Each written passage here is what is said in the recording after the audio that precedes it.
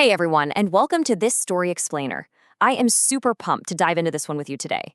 We're looking at a wildly fast-paced cartoon plot that's honestly a masterclass in the unforeseen, totally hilarious consequences of unchecked greed.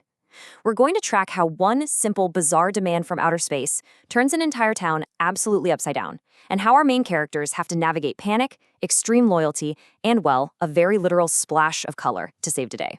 So settle in, because this narrative is as brilliantly structured as it is chaotic. So, get this. Can a simple misunderstanding about a color literally send you packing with aliens? I know, it sounds completely ridiculous, right? But this is the exact high-stakes question driving the entire story we're exploring today. It's such a perfect hook. What starts as a straightforward intergalactic business transaction just spirals way, way out of control, all because of how different beings perceive the universe. By the end of this, you're going to see exactly how a supposedly foolproof plan falls apart over one tiny linguistic mix-up. All right, Section 1, Aliens and John's Greed. The inciting incident. Okay, picture this. Extraterrestrials have just touched down in Furfurinagar, and they demand yellow workers in exchange for, like, an unimaginable amount of gold. But initially, there's just this massive wave of relief across the town. The citizens are celebrating, shouting that they're saved, because, quite logically, there are no naturally yellow workers living there. It really seems like they've dodged a cosmic bullet. But as in any great story, this initial sigh of relief sets up the perfect opportunity for our villain. This brief moment of peace leaves the door wide open for the antagonist, John, to step in and exploit the whole situation purely out of his own greed. And this right here perfectly illustrates the core conflict.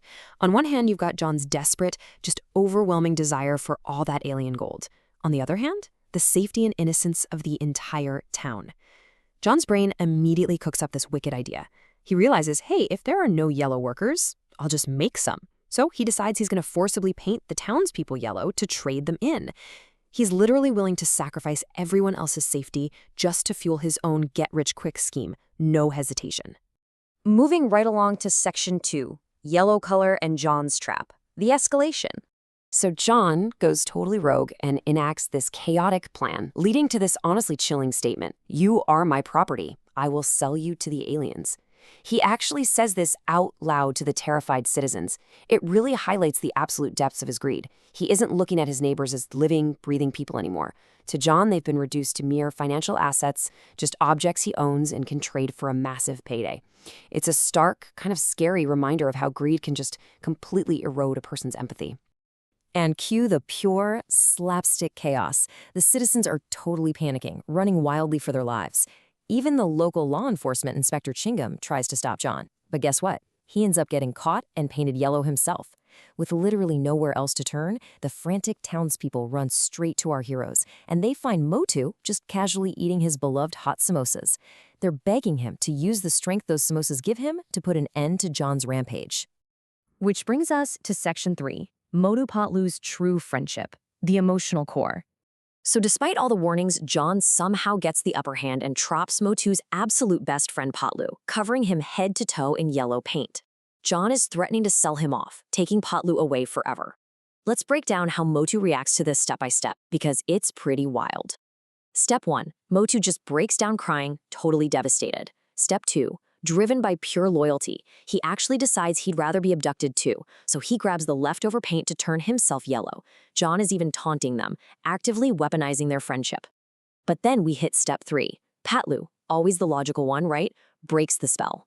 He physically stops Motu and completely redirects all that emotional panic into righteous anger aimed straight back at John. And Patlu delivers this pivotal reality check. He says, "You are the only one not painted yellow. You alone can save everyone." This right here, this is the turning point of the entire narrative. Instead of letting Motu just give in and surrender to John's emotional manipulation, Patlu empowers him. He reminds Motu that his freedom is literally their only weapon. Because he's unpainted, Motu is the only guy left with the power to fight back and stop the whole town from being shipped off into space. Let's get into Section 4, Red John and Alien Twist, the climax. Empowered by Patlu's words, and obviously fueled by the magic of those samosas, Motu unleashes this incredibly satisfying physical retaliation. He just beats John until the villain's face is glowing red. And right on cue, the aliens touch back down on Earth to collect their workers. Now, despite being beaten black, blue, and mostly red, John eagerly steps right up. He proudly offers his captive, paint-covered, yellow workers to the aliens, fully expecting to get his mountain of gold. I just want you to pause for a second. Let that dramatic irony hang in the air. He actually thinks he's won. He truly believes his greed has finally paid off. But here is the massive, ultimate, cosmic punchline. According to the Alien Dictionary, to these extraterrestrials, the word yellow actually translates to the color that we Earthlings call red. Yep, let that sink in. When the aliens look at all these townspeople covered in yellow paint, they are just utterly confused. They flat out tell John that these captives aren't the color they asked for at all. So the absolute hilarious irony of this moment is just peak comedy. The aliens look right past the townspeople and point directly at the battered, red-faced John. They say, "This color is red on our planet. We call this red." Because John's own greed forced Motu to beat him to a literal pulp, John's face is now bright red, which is exactly what the aliens wanted the whole time. They ignore the townspeople entirely, scoop up the terrified red-faced John, and claim him as their property, leaving the rest of the town completely safe. Which brings us to a final, lingering question for you to chew on. Does greed always trap a person in their own web? I mean, John had this foolproof, totally ruthless plan to sell out his neighbors for gold, but he was completely undone by one simple, overlooked linguistic misunderstanding across galaxies.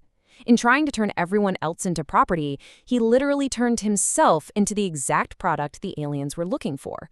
It's such a brilliant reminder that when you try to rig the game out of pure selfishness, you usually just end up playing yourself. Thank you so much for joining me for this explainer. Keep analyzing, keep learning, and I'll catch you next time.